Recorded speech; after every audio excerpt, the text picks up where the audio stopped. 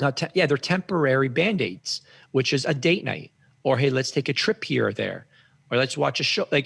But those are all just Band-Aids to pretend that we're getting closer to each other. Welcome to the Carla Rand Show, a weekly podcast designed to dig into the lives of everyday people. People who are making a positive impact, people who have risen above and overcome obstacles. Insights and stories from ordinary individuals who inspire us all towards the truly extraordinary. Here's your host. Hey, it's Carla, and I just talked to Vince Del Monte. He's my business coach, and he has been named the top fitness business coach by this Yahoo business media place. And basically, he is really doing a good job of what he's doing with his business, and he's been growing a business for a long time. He started with fitness businesses. Now he's helping other people grow their fitness business, and I just really value that part of him. But more than that is that he's a family man, and he prioritizes his marriage, and he's making it work. And how is he making it work? Is it that he's just so amazing? No, and he goes on about what a jerk basically he had been in his marriage, and really crediting his wife for so much of this. And then how they got a therapist to really work on things. So he's really sharing how do you make your marriage work when you're struggling? How do you make your marriage work? I mean, in any marriage, how do you make it work when things are tough? And he says, if your marriage is easy, you're probably not doing it right. It's going to be hard. You're going to want to get onto a deeper level of intimacy, a deeper level of vulnerability with your partner, and just how important that is and what that looks like in order to make it work. So it's not easy. And he goes on about how many struggles, and he's very vulnerable with the struggles. He even shared that he had to sleep on the couch, just about a week ago. He had to sleep on the couch because they just could not resolve their conflict, and how he would not bend on his dreams and all of that kind of stuff. And I just felt like there was so much value in it. And some of the things that he said, I was just like, oh my goodness, I got to take notes on this. It was very, very good. So I know that you're going to enjoy this conversation, and whether it's your marriage or somebody else's marriage that's maybe struggling right now, I really encourage you to watch this episode. All right. Well, I am so happy to have Vince Del Monte here on the show with me today. Welcome to the podcast, Vince. Really happy to have you here. Hey, Carla, thanks for having me. I'm super excited. Yeah, it's a real honor because Vince is actually my business coach, and Vince has been named the top fitness business coach right now. At the top 5, he was number 1. And I was thinking man, that's pretty cool. He's my coach. And a lot of people are saying, oh, Carla, you're crushing it, right? And I'm like, well, thank you, but it's not just me that's crushing it, right? I've got a coach that really helps, and I think, again, it just sort of points to the value of having a coach that can lead the way and give you some guidance. So, yeah, I really appreciate that about you, Vince, just how you have kind of led the way for me, and you've given me so many good strategies and so much good information, but also modeling. I can model a lot of what you're doing, and that's been really, really helpful for me. So appreciate that. Well, Carla, you make my job easy. Oh, thank you. Okay, you're an action taker. Thank you. Yeah, that's my goal. Well, let's get into you. Let's give our audience a little bit of context. So, Vince, tell us a little bit about yourself. Where did you grow up? Tell us a little bit about your family, your schooling, that kind of stuff. Yeah. I grew up in Guelph, Ontario, and I grew up in a Christian home. My parents were both what you would call C&E Christians, which means they only went to church during Christmas and Easter. Okay. And it wasn't a personal faith, as you and I would describe it. And I was raised in an awesome home, loving home, supportive home, a very fun home, a big Italian home. So lots of great food. I honestly had a fantastic upbringing. And I was really, really, I think prepared for the world. I feel like my parents did a great job preparing my brothers and I. My dad got us all into long distance running at an early age. I truly believe that is one of the things that has made me who I am, being exposed to the world of running, swimming, biking. I was a national triathlete, represented my country.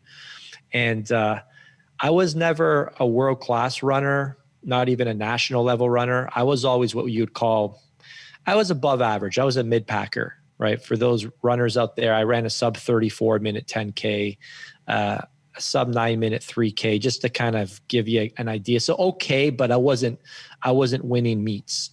So it's important to touch on that because it's going to make a lot of sense for, who I am today. But running really gave me an identity because I grew up skinny. I was nicknamed Skinny Vinny. And I was that poster boy for the guy that couldn't get the girl. I was a pushover. I was weak. I was scrawny, but running gave me this identity. So I really latched onto it. And I think probably that was another reason why I poured so much into it. And my brothers as well. My brother, Adrian, my middle brother, we kind of had like so genetics in running. But my youngest brother, like he went to the Olympic trials. He's run a sub 4-minute mile. He's like world class. Not in his prime, he was moving up to that level. I wouldn't say world class, but he was. So I grew up in a very competitive home. Like we were achievers. Like the Del Montes, if you think of the Del Montes, like they were always training. They were always going somewhere. They're always doing something. All right. My father, my mom, they also got us into books. We were avid readers. I can't remember a time I went to the movies as a young child without my dad bringing a bag of books. I'm like, Dad, what are you doing? It's just the case, the previews. You might want to read a book during the previews, but it's the best part, the preview. So anyway, so I grew up around running and I grew up around reading. So these are two important things because I think the running really, developed a big engine, if you will, a big capacity for work, a big pain tolerance, which are the things you need to be an entrepreneur. Also, reading stimulated an imagination where I always had this, vision of creating stuff. I was into comic books. I was into, just like different worlds. So I think it's interesting to see like the parallels from the things that I was really wired to at a young age that my parents gave me and how they all naturally led to entrepreneurship. Because to be an entrepreneur, you have to be a creator. Like I've created dozens of workout programs and coaching programs, and I've created a mastermind, and it's like that's what I'm like. I just love creating, and that's how I grew up. I went to university. I got a university degree in exercise science. I ended up being a personal trainer, working a whopping $10 per hour. This is another key part of my story, and I discovered quickly the definition of the word job. Stands for just over broke. Yeah. I still remember asking my boss for a raise. And after 4 months, she said, all right, let me ask the big boss. And she came back the next day and she said, hey, Vince, not so great news, but maybe it's something. She said, we could give you a raise. We can give you a $1 raise in 1 year from now. And that was the day I realized it wasn't my boss's job to make me rich. It was my job to make me rich. Interestingly, at that same time, my father introduced me to one of his friends. His name was Mike. He was from our church, Lakeside, and he was a new attendee. And anyways, apparently long story short, Mike was loaded, but he was only 35 years old. And my dad was like so thrilled. He's like, oh, you got to meet this new guy in my Bible study. His name's Mike. He doesn't work anymore. I'm like, he doesn't work anymore. How's that possible? Remember, I didn't grow up with the term 6 figures, 7 figures, and wealth creation. Like money was not a topic in my family growing up. We got by. My parents were both in full-time Christian ministry, so they had to raise donations. But money, not in a bad way or a good way, it just wasn't it just was an absent subject matter in our house, which is quite interesting. Anyways, Mike I don't know if he was truly retired or whatnot. My dad just got me all excited. But anyways, this guy was very successful in real estate. And he noticed that I was also interested in, you could tell I was scratching this itch to do something outside of my job. And he told me to read a book. And I don't know if your listeners could think of a time in their life where someone told them to read a book that was pivotal in their life. But this was that moment for me. And it was Robert Kiyosaki's book, The Cash Flow Quadrant. And it introduced the quadrant and the different types of ways you can spend your time and make money. And it completely just unlocked all these ideas in my brain that were never there until then. And that's when I just started getting really curious about the world of what you'd call wealth creation and how to leverage your time and how to, create recurring revenue and assets. Again, these are terms I never grew up with, but they were so fascinating to me, not from the place of like getting rich, but from the place of creation and like, wow, I have like opportunities. There's possibilities that I never even knew. And, a chain of events just started to occur. I went to a different gym. I was 22.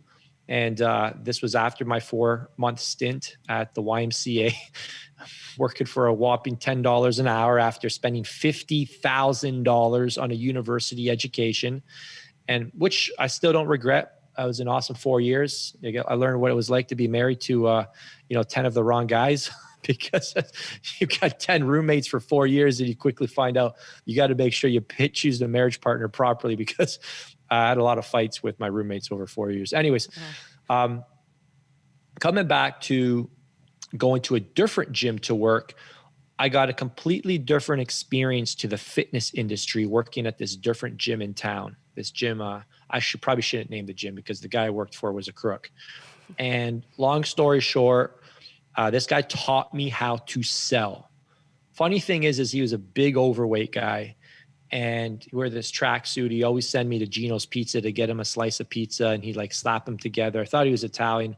He was, anyways, and he would just eat 2 pieces of pizza every day while, talking to me about sales and marketing, and the grease would be coming off the side. And this guy was a slime ball, but he closed everybody that walked in the gym.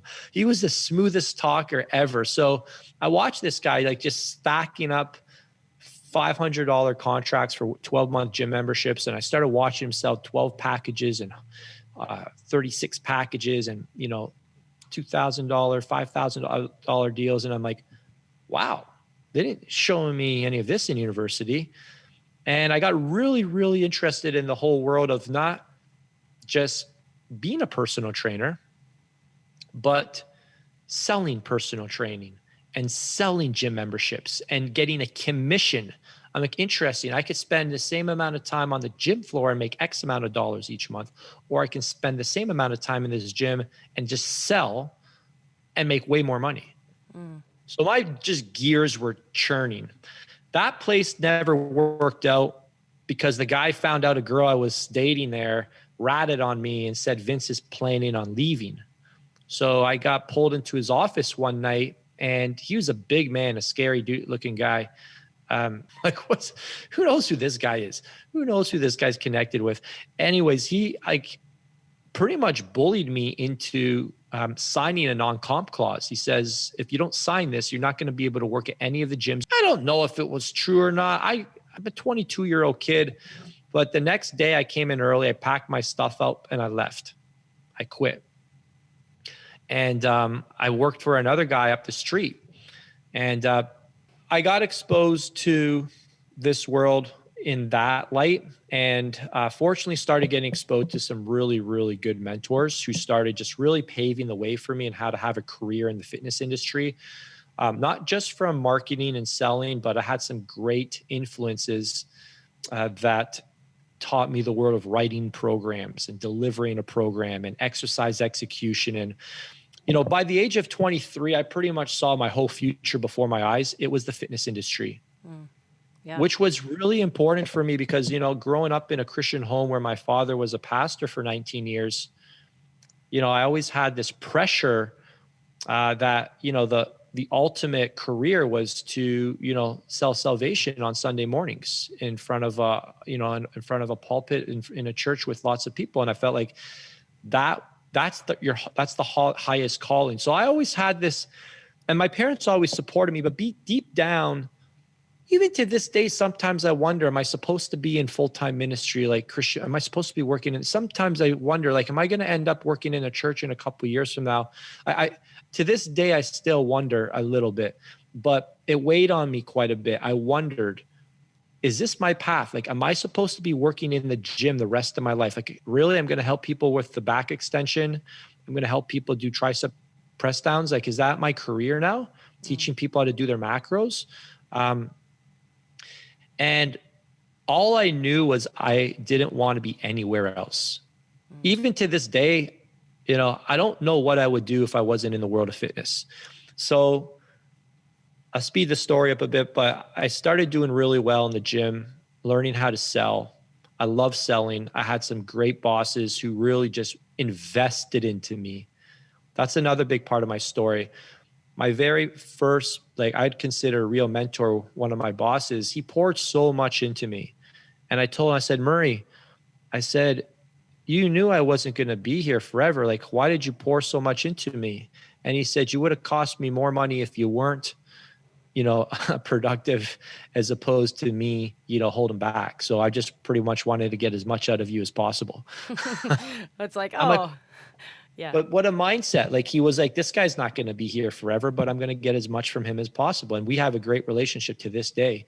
So it was actually him who introduced me to the world of internet marketing in 2005. He'd come into my office every once in a while, and I could tell he was interested in like doing something else as well, like because he had his gyms and everything. But like as a gym owner, he was kind of like checking out the online scene too, and he kept sending me these guys like, "Hey, check out this guy, Jim LeBady. Check out this guy, Ryan Lee." And these guys were selling information products on the internet. What's an information product? Anyways, I started going down the rabbit hole. I'm starting to like find these guys' websites, and they weren't your normal looking websites. They were long form sales copy, what we'd call today is direct response marketing. And I'm like, this is the coolest thing ever. So people find these websites, they read words, and then they put the credit cards in, and then that person gets money, and they can essentially create a 24/7 ATM machine. I'm like, I want to learn how to do this. So that was back in 2005. Long story short, I hired my first business coach in 2005. It was a 6-month coaching program. He coached me just one-on-one.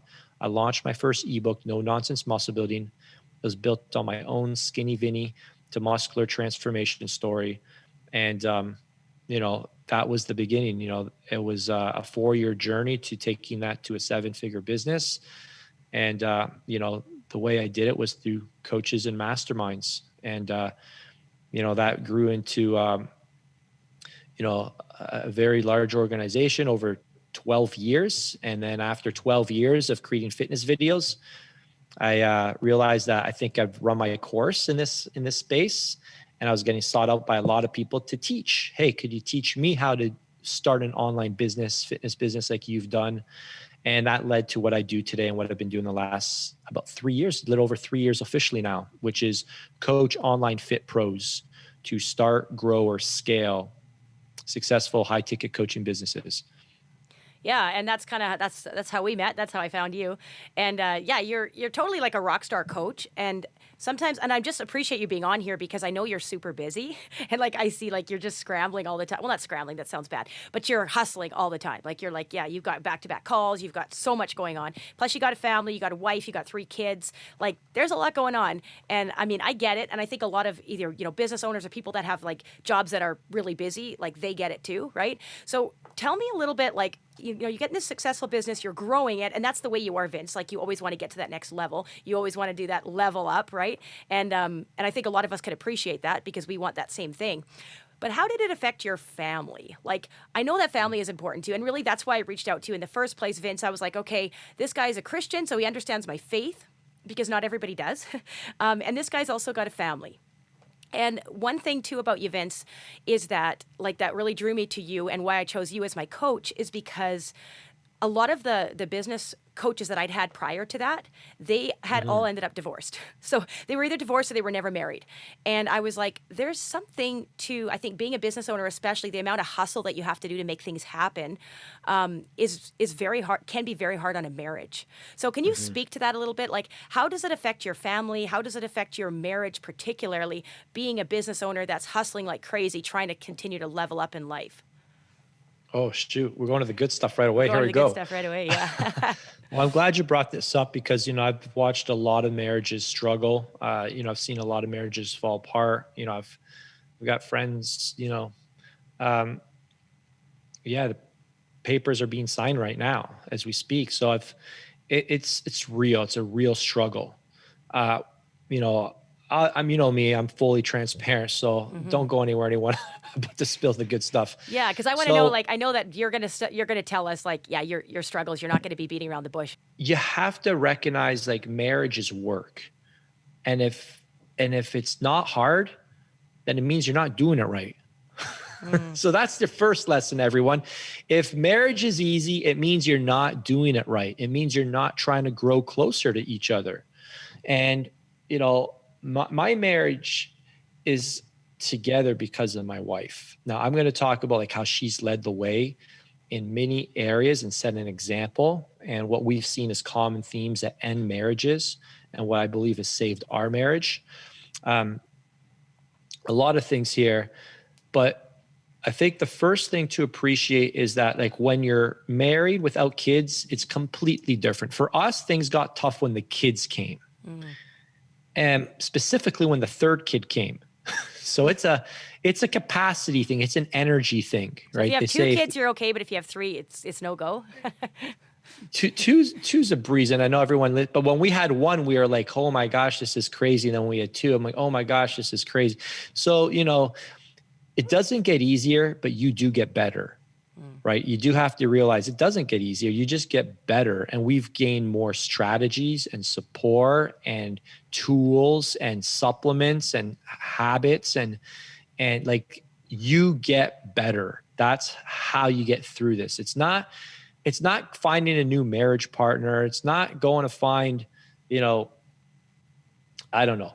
It's right there in front of you, but you have to go right through it. In business, we call it the valley of despair. When things start getting tough, you know, what do? You don't go jump niche. You don't start a new business model. You don't, you know, work with a new business coach. It's like figuring out why is this not working? So I think that's the very first thing I tell a lot of my friends. I'm like, you guys have been married 2 freaking years. Of course you're fighting, right? This is normal. So I think the first gift I give people when I talk about the subject matter is to normalize their problems.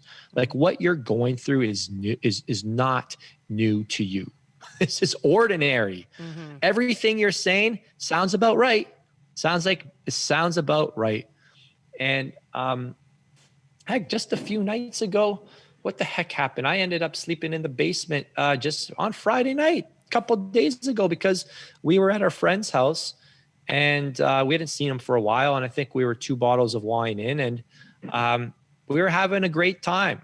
And the kids were watching TV, but it was way past their bedtime. It was their first week of school. They're normally in bed between 7:15. And I just kept telling Flav, it's okay. They're fine. They're watching TV. They're fine. Anyways, they all turned into a massive wreck, crying hysterically for 3 hours. And I wanted to stay. And I was completely oblivious to I'm like, they're watching TV. They're fine. And they had meltdowns. So anyways, that didn't. And it was just, again, I was, wanted my way. I didn't bend. I wanted to stay longer. I wanted to finish the bottle. I wanted to keep laughing while I let the kids suffer on the couch, crying, thinking that everything was okay. And she kept saying, Vince, we have to go. We have to go. And then I blame her, like, well, why don't you just get up and get the kids? I would have come with you. She said, no, I said no, and you weren't listening. I'm like, I was. So the next thing you know, I'm sleeping in the basement. So, but listen, that's not a reason for us to end the marriage. It's all right. We have some different things that we practice. And these are all things we've learned from our therapist, who's like coaching us on like, hey, what the heck happened? Like, how do we avoid this stuff? Why did you get a therapist, Vince? Was it because you guys were kind of at the end of your rope, or have you had a therapist for a long time, or is this a recent thing? Back in May. We got her back in May, so it's been a couple months. She works with Flavia separately. She works with me separately, and we do some work together. Okay. It's a complete game changer. So, I think there's a few things, just on that, like some tactical things I want to make sure I share. Most of our fights, and I think most male-female fights, are rooted in the male feels disrespected and the female's feelings are hurt.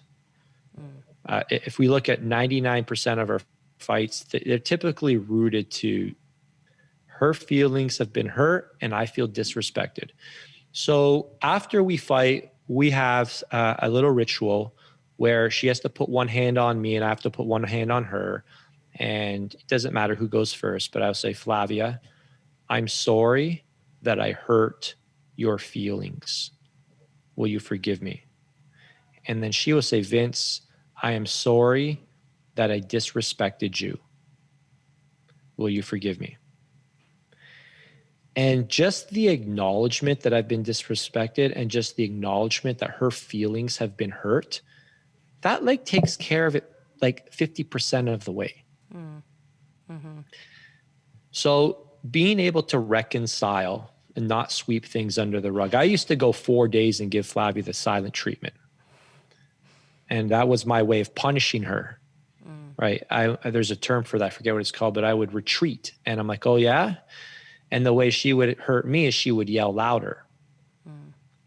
And we had to start to learn each other's fighting styles. Now she's a yeller and you can't compete with a yeller. All right. Because if you yell louder, that's her fighting style. She's just going to go one notch up. And then the next thing you know, things are said that you regret. It's like toothpaste. You can't put it back in the tube. And then that creates a new problem, what was said. And then you forget what you were fighting about in the first place. So, yes.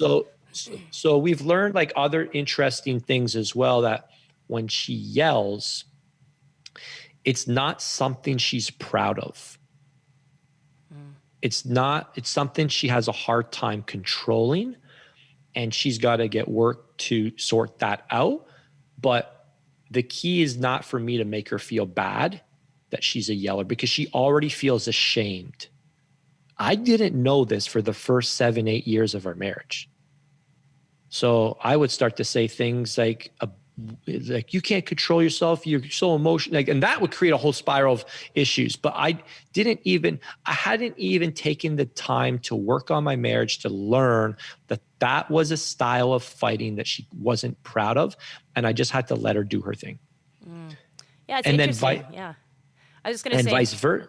Oh, sorry. I'll just quickly say, like for me, I would like the fact that, like when you're talking about hurt feelings, I would never understand that was why I was upset with my husband when he's saying something to me. It is hurt feelings, but I was very stoic. So I would be like, no, like I'm not even going to talk about that, and I would never admit that you hurt me, because then I'm being vulnerable, right? Like instead, I'll just put the walls up. That's how I handled it. See, and now you're going somewhere where I'm not a marriage therapist at all. I'm just sharing with you what she's revealed for us. Right. And I think that's why people have to do the work, because I have no idea how to interpret what you just said. Yeah, come on, help me, Vince. Come on, be my mentor here. I don't know how to interpret. I could probably speculate, but I would be guessing. So that's why I tell everybody, like, you have to go do the work, and you have to go figure out why you react the way you react. And, for her, the whole retreating thing. So this was another interesting thing. So my way of punching back would be to go silent, and it would be, I don't need you. Oh yeah, you're going to say that to me? Well, guess what? I don't need you. And I would go silent, and I ruined Christmases. I've ruined birthdays. I've ruined special occasions, going through the whole thing silent. Even with family was around and they had nothing to do with the fight. I'd want to punish everybody around me. And then that would come in. Then she's like, you're the most selfish person in the world. And then I would start to bleed. I am a selfish person. And look, I'm successful though, so I don't need any of you guys. So I don't need to connect with you guys. And there's a whole behavioral cycle that keeps reinforcing this thing that prevents me from getting close to people, because I've got success in another area, and I just keep driving, which I keep working harder and harder in, which prevents me from feeling like I need to connect. But then the main root problem of all my issues is that I don't have a deep connection with certain people. So this was all discovered to me through the therapist. And I'm like, holy cow, this makes so much sense, because we're all stuck in our own behavioral cycles, right? And, just to tie the loop up on the fighting style piece, when I would go quiet on her for a day, 2 days, 3 days, my record is 4 days at a time. I'm not proud of it. And I didn't even know really what I was doing, but I'm like, maybe I am selfish. But then had someone help me understand it, like, no, that's the lie. Everybody has two things constantly being spoken over their life: the truth and the lie. And the lie about Vince Del Monte is that he doesn't care. He doesn't give a flying, about anybody. He only cares about himself. That's the lie. The truth is that I truly do care about people. That's when I'm the most alive, when I'm up on stage, when I'm coaching, when I'm working through something with somebody. I do care, But if I fully own that, that's scary because the world will see like, wow, he actually does care. And when I go internal, it's because I'm processing. Like there was something that she said that was true and I'm processing. That's why I'm internalizing. But Flavie didn't know I was like taking what she said to heart. Like you said some stuff that was true. I'm processing. I'm in my cave processing this. Just I need time. So she didn't know I needed, like it was okay for me to need the time. It was like, just get over it. Like, and then that became a fight. You don't just come up and apologize and get over it like that. And that became another issue. I'm like, so we had to learn this stuff. And that's why I see, like when I see marriages struggling and I share those examples, because those things could have, like if we didn't get help on just like understanding why these things, these behavioral cycles kept showing up, we wouldn't have had tools to start working through it. And I think it's the same thing with business coaching, right? You come to get tactics, you come to get strategies, you come to get a mindset, you come to get in an environment where other people are working through the same challenges. It's the same thing in marriage. So I'll pause there, give us a breath, but I think I just want to offer encouragement. If your marriage is not where you want it to be, get help. That's what, like people say, oh, therapy doesn't work. No, therapy is the exact thing that will help you understand what the real issue is. And, every time we have a session, she just reveals more and more fascinating stuff about like why we do what we do. We finally like kind of figured out the root issue of our marriage and why the level of intimacy isn't where Flavia wants it. And it's because we're both always tired. We're always freaking tired. Now this sounds so obvious. And my mom's been telling me this for 15 years. I'm just saying, Mom, I'm fine. We're fine. We're like, we like to stay busy. We're active. Like we got big engines. But why? Why don't you place a high currency on rest? Why don't you value rest? And she took us through this whole exercise to help us see that the root issue of like our entire marriage is that we're tired. And that we are not intentional about rest because we don't feel like we're in purpose. So Flavia has some deep-rooted insecurities about not working after she stopped working. So if she's not busy in the house, doing something with the kids, taking care of the home, she doesn't feel like she's in purpose or she's not contributing. So there's something deeper rooted about identity. So she is always working. Now, if she's working all day long and I come upstairs after a long day of rest and long day of work and I'm exhausted and I go lie on the couch, do you think she's going to say, oh, have a nice nap? She's like, get the heck up. What are you doing lying down? I've been going all day. It's your turn now. Let's go. I'm like, but I have been going all day. Yeah. I'm tired too. I need a rest. And this behavioral cycle has been going on for years. Yeah. Where if I have a nap, she gets resentful because she's always going. But why is she always going? And why am I always going? And because we're always tired, we create these they're temporary Band-Aids, which is a date night or, hey, let's take a trip here or there, or let's watch a show. But those are all just Band-Aids to pretend that we're getting closer to each other. But really the root problem is that we're so fatigued that we can't just sit down and have a conversation. We want to go to sleep. And it's because neither of us have placed the value on rest. And she gave us once she goes through the process and you start to hear all this stuff and you're like, oh my gosh, this makes complete sense.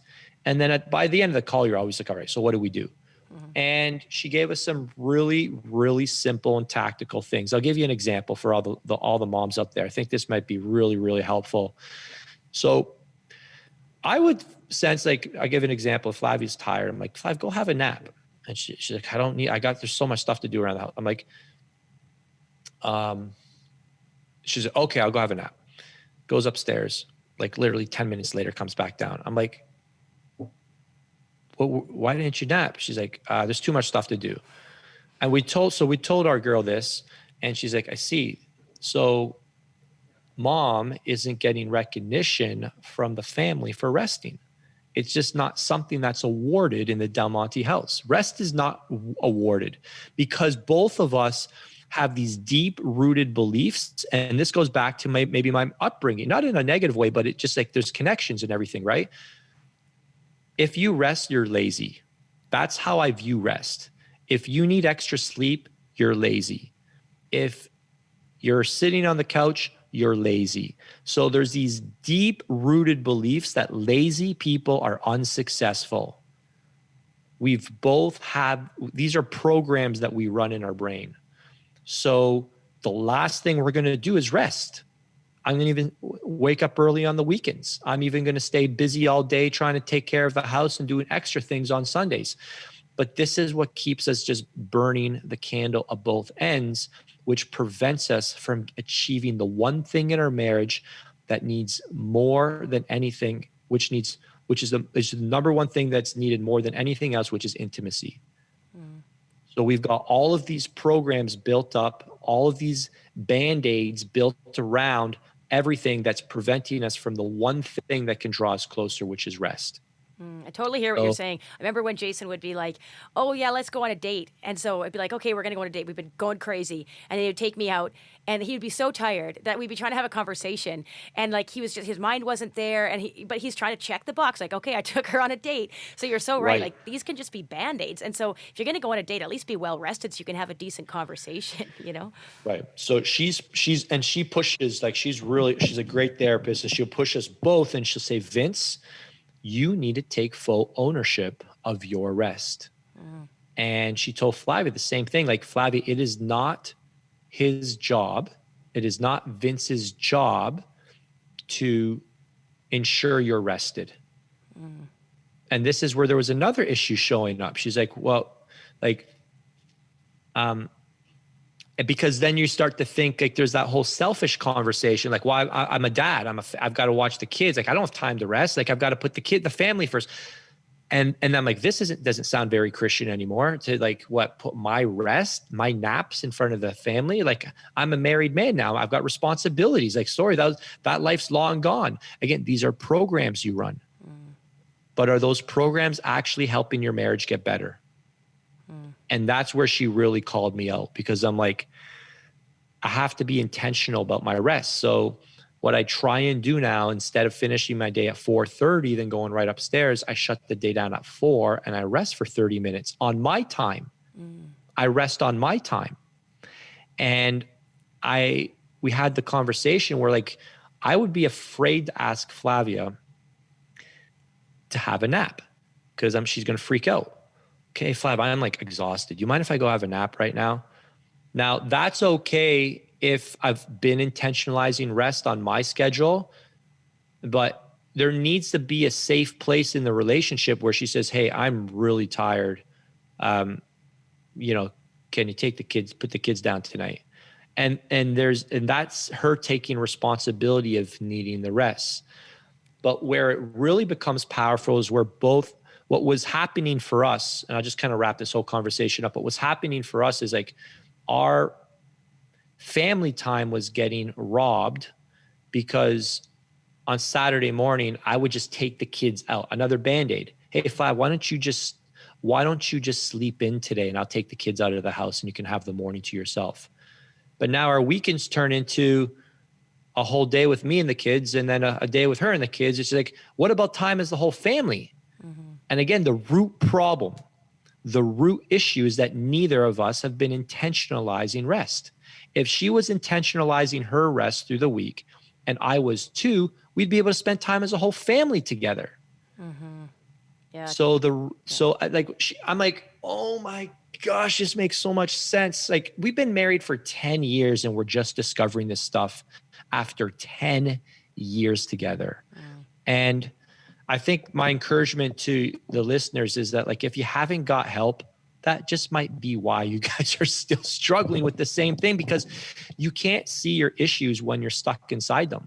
They're called behavioral patterns, and they're called programs, and they just run in the background.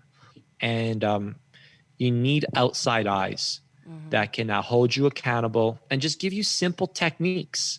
there's a lot of stuff nutritionally, you know, nutritionally, exercise wise, supplement wise, that can make a huge difference in just your energy levels. Our fights are always when we're tired. And we're like, we need to figure out, like, we can't be fatigued all the time. If we're fatigued all the time, this marriage is going to fall apart. So what was encouraging for us is like, this isn't stuff like, it's not like I picked the wrong partners. We can work on this stuff. And, I'll just wrap up with one more big idea. I think for me, our marriage wouldn't be together if it wasn't for Flavia, because after we had 2 babies, Mealy and Gianluca, Flavia was working through that. And she had a lot of identity from her work. Her business brought in a lot of money. She felt like she was like truly contributing because, she was running her businesses and that. But 3 was just the limit. It was just too much for her to handle. And she just realized, like, and she was saying this, she said, what I discovered was Vince was not going to bend. His schedule wasn't changing no matter how much I asked. And I'm not saying this is a good thing. I was just, this is the problem. I wasn't willing to bend, and I wasn't getting help back then. So I had nobody really telling me, hey, Vince, have you thought about maybe like bending a bit with your stuff so that you can support her? I was just in my own world. And this is typically how things fall apart. Fortunately, by the grace of Flavia, she had the wherewithal to say, I have to put this stuff on hold or else this thing's not going to last. And she bend. And she put all her entire business, she just essentially let it wither out in order to keep us, because our kids were just too young. We didn't have the help. It's just a lot of things that, could we have done it differently looking back? Maybe, but the only solution to keep things together was for her to bend. And I think that's the number one thing I've seen in marriages that have fallen apart, is that one person will not bend in the name of their dreams. And if you look at all these famous people, like a lot of people, you'll see like, we can't be together because you're going to interfere with what I feel like I'm called to do. I'm like, and the root problem of that is the marriage is not a priority. That's it. Why did the marriage fall apart? Because it was not a priority. I said, Flavia, how did you know like to bend? She's like, because the marriage is the number one priority. I made a commitment. I made a vow. I take that very seriously. It's non-negotiable. And I think that's the number one reason. The number one reason a marriage will fall apart is because it's no longer a priority. And one person, neither party is willing to bend. I am fortunate because Flavia bent, and then I saw, oh wow, look at the power of her bending. What if I started to bend? Maybe our relationship will get better, and it did. All right, so my schedule looks very, very different today than it did many years ago, and I think that is the secret to saving a marriage. You have to bend. Yeah, good. Well said, Vince.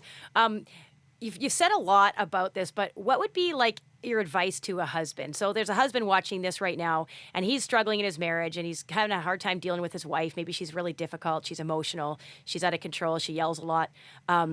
What would you tell him if you could just kind of tell him one thing? What should he do in a situation where he feels like it's kind of hopeless? Whew. One thing, Vince. Man. That's it. That's all I'm giving you.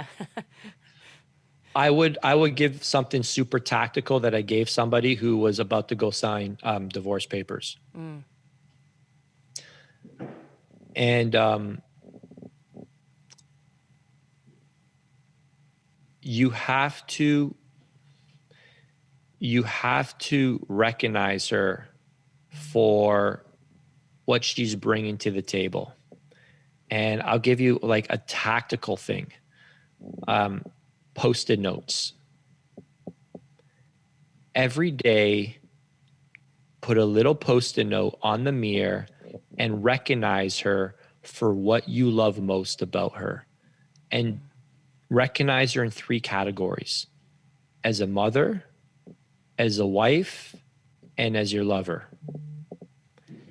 And rotate them around and be intentional about recognizing her. Hey, I loved how you took care of the kids this afternoon, and gave them got them to bed, even though they were little brats. You're the world's best mom, right? Hey, I love how you looked at me this morning when I came home from the gym, and you gave me those eyes that I love. And you have to validate who they are. And I think the number one thing, again, it goes back to her feelings. And I think the man needs to be strong and confident and recognize that there's something missing, and she obviously doesn't feel loved or worthy. And you have to start building her up and build up her bank account in those 3 categories and be intentional. That was something that I started doing. I just started putting Post-it notes, around the house, and just recognizing when I catch her doing something, hey, I love how you spent that afternoon with the kids and you bake cookies together. The kids love you so, so much. They would never find a better mom than you. But it's consistent, and it's all the time, constantly recognizing, because there's definitely some deep rooted insecurities there, and the male can fill those needs. Is there anything that you would say to a wife who's struggling? Her husband's maybe just a real, he's got a thick head. He's not bending. He's a bit of a pain. Maybe he's not affirming her at all, and she just feels very hurt and alone. And what would you say to a wife in that situation? Is there anything that she could do to help kind of, I don't know, change him a bit, or maybe not change him, but just what would you say? Is there anything that can help in that situation? I asked Flavie this, she said there's been many years in our marriage where she wished she didn't marry me. I don't know if she would appreciate me saying that, but like she said it, she's like, Vince, there was many years where I'm like, I think I married the wrong person. Talking about me, talking about Vince Del Monte. And I said, how did you get through it? She said 2 things. I pray to God every day for him to help me love you again. She prayed to God every day to help her figure out how to love me. Now remember, and the second thing is realizing that she can't change me. She can only change herself. So she prayed to God and she worked on herself. She prayed to God and she worked on herself, because she can't change me. She can't change me. I didn't bend. I never bent. She could yell at me all she wants. Vince, I need help. I didn't bend. I wasn't bending. So what did she do? She worked on herself. She bent. And I'm like, this is how the marriage gets better. She set an example. So she led by example, and she prayed to God. And, it's got to be work, but you can't change the other person. Maybe I watched her work on herself. I watched her sacrifice. So when she did lovingly call me out, there was trust in the bank account. Like there was goodwill. I'm like, she's got a good point. She is doing a lot of the sacrificing and the bending. I'm not. I'm like, but I can't even. So I'm like, she now at least has a shot for me to respond. The only thing that you can do, I think this is, the final thing I said to my friend, I said, listen, man, if this, you guys are talking about divorce right now. I said, you're getting help. She's not. Like, at least get some help before you even get close to this conversation. Like, how can you even have this conversation when neither of you have like fully worked on yourself? Like you're both quitting, but you haven't neither of you have like fully tried to work on yourself. You're not even giving it a shot. So I think both people have to want.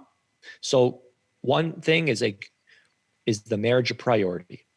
If the marriage is not a priority, doesn't matter who you marry. It's not going to get better with a different person, because the marriage isn't a priority.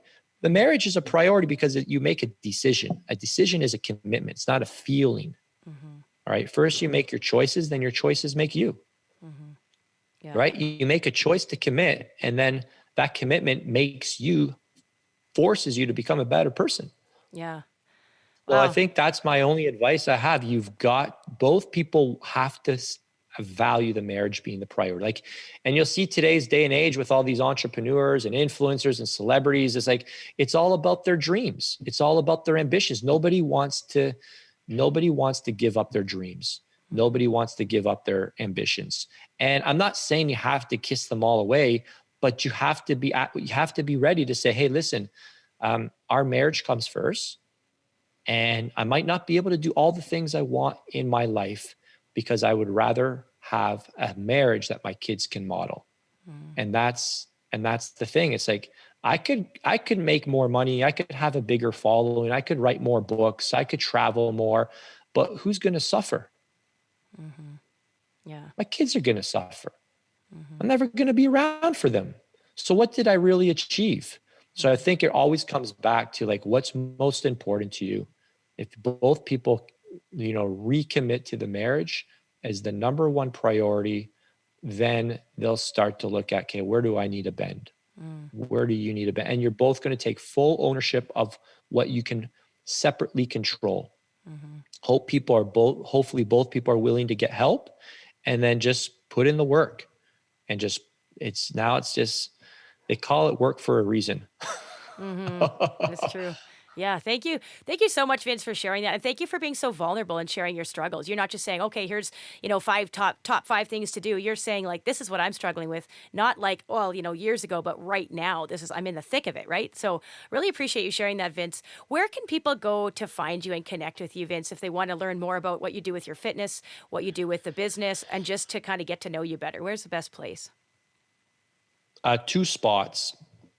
Okay. They can follow me on Instagram at Vince Del Monte. They'll see the blue verified account, and we answer all of our DMs. So be happy to help anyone. And the Vince Del Monte podcast show, where we post 3 times per week. So those are the 2 best spots. Awesome. Good. Well, thanks again so much, Vince. Really appreciate this. I just love that you're raw and real. And that's really why I reached out to you in the first place. And super happy, feel very honored to have you on my show today. So thank you. Oh, thank you. This episode is brought to you by my company, Power Fitness Online. We are a tight-knit fitness community, and we guide you every step of the way to get fit and stay fit through our live workouts, nutrition coaching, and incredible support team. Go to powerfitnessedson.com to learn more. Thank you for tuning into the podcast today.